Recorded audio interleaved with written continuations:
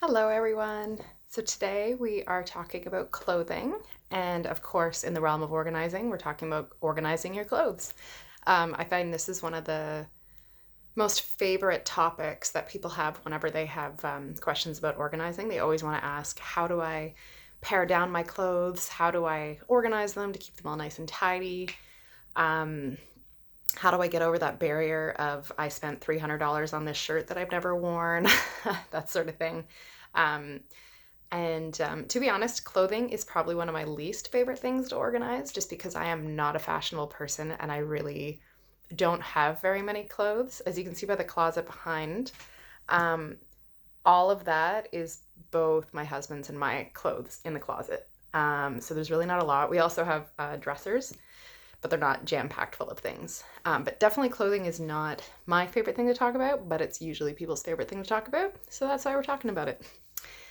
So, with clothing organizing, you always want to declutter first if possible, because clothing is one of those things that's very important for your daily life. Because you can't walk around without clothes on generally, except I guess during COVID, people are probably maybe doing that more often at home.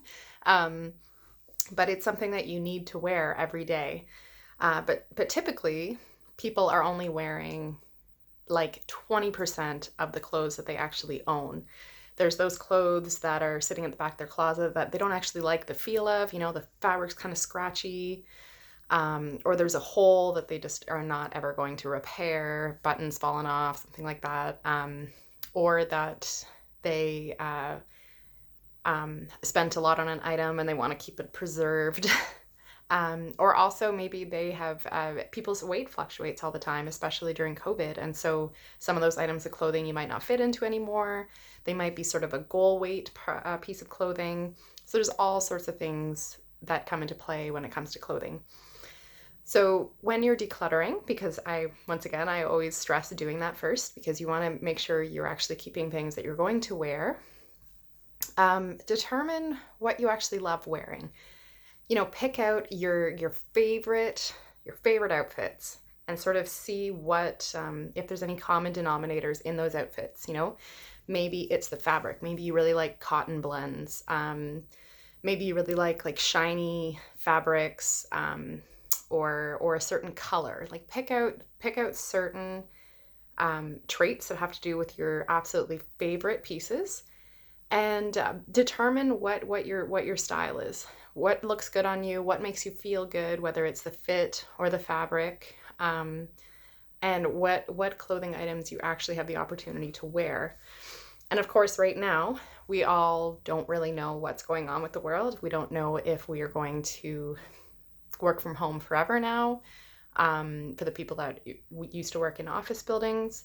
So there's a lot of uncertainties. So obviously take that into consideration when you're going through your clothing and decluttering it. But think about it realistically. If you have a piece of clothing that you would have worn to the office but haven't worn in the last 10 years, probably likely you won't wear that item in the future. If the price of something is what holds you back, think to yourself, would I spend the amount of money that I spent on this item now if I was buying it from my closet? In the state that it's in, whether it has any holes, maybe the fabric started pilling, based on how often you wore it. If it was a $300 shirt and you wore it once, that one wear was worth $300 essentially. I find that's a cool way to look at it. I learned, I was reading The Conscious Closet, which is a book I've talked about before, and she wrote that in there about, calculating what the value of an item is based on how many times you wore it. So if you have a really favorite shirt that you've worn probably 300 times and it cost $20, I'm not going to do the math because I can't do that well. But obviously the value of that item per wear is great. So really, really determine if something is worth it now based on how often you've worn it, and how long it's been sitting in your closet, and use that to determine whether it's worth keeping. Consignment, a lot of people want to try and consign their clothes to get a little bit of money back. Consignment is so tricky to actually make money in. The item needs to be less than 2 years old. It has to be in perfect condition. It has to be certain brands. They're very, very picky. I mean, go for it, try it out. I don't think consignment shops are taking stuff right now, but maybe hold on to them for the future if you have the space to do so. But often it's not worth the trouble. And I find it's just more worthwhile to give away items for free, donate them, whatever works for you. There's also online consignment options like ThredUp or Poshmark are good options. I haven't tried them personally, but I've heard really good things about them. But yeah, so always declutter first. Determine what you actually wear, because you don't want items taking up valuable real estate in your closet if they're just making it harder to put in your favorite items because everything is rammed in there. There's often the debate of whether to put stuff in drawers or hangers. So I go for drawers whenever it's something that doesn't get wrinkly, like a t-shirt, cotton t-shirt, jeans, that sort of thing, and something that can fold into a reasonable shape. If it's going to be one of those really awkward kind of slinky pieces of fabric that just sort of slides all over the place and doesn't fold nicely, I'm going to hang that up because that's just going to create more of a mess in my drawer. You can file fold if that's something that's visually appealing to you. Marie Kondo really made that popular, of having your items sort of stand up vertically. And that way you can see every piece that's in your drawer. If that works for you, go for it. I personally just have stacks of clothing in my dresser because I said I don't have that many clothes, so I know what's in there. And make sure whatever folding style you're using, make sure it's easy to maintain. Think of it of, will you put the effort into folding it that way when you're exhausted after doing 6 loads of laundry? If it's going to be too complicated for you at that point, I would go with something easier. I find that rolling jeans and pants is a really great space-saving way rather than just folding them. So that's something, if you have quite a few pairs of pants, definitely roll them up into sort of like a sausage. And stack them. You can stack them 2 high, usually, depending on the size of the drawer. That's a really great way to save space compared to regular folding. So for hanging, definitely hang items that are delicate, wrinkle prone, like jackets, blazers, those sort of things. Or if you have the space, if you don't even have a dresser, but you have a really huge closet, go for the hanging space for sure. People often debate what the best type of hanger is. As you can see in our closet, we just have standard plastic white hangers.